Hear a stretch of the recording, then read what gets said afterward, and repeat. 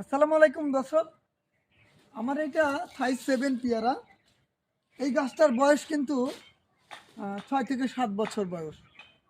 দেখেন, এটি আমি প্রতিবার পেয়ারা খাওয়ার পর পেয়ারা শেষ হলেই আমি এরকমভাবে প্রুনিং করে দিই। এই দেখেন, কেটে দিয়েছি আমি একদম একদম গাছটা ছেটে একদম শেষ করে দিয়েছি। এই যে দেখুন, অনেক পাতা। এইখান থেকে কিন্তু আবার যে কুশিগুলো নিবে এখন, প্রত্যেকটা কুশি থেকে ফুল সহ বের হবে।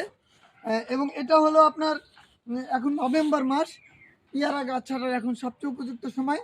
কারণ এইটি আবার জানুয়ারি থেকে কুশি এবং ফুল আসবে।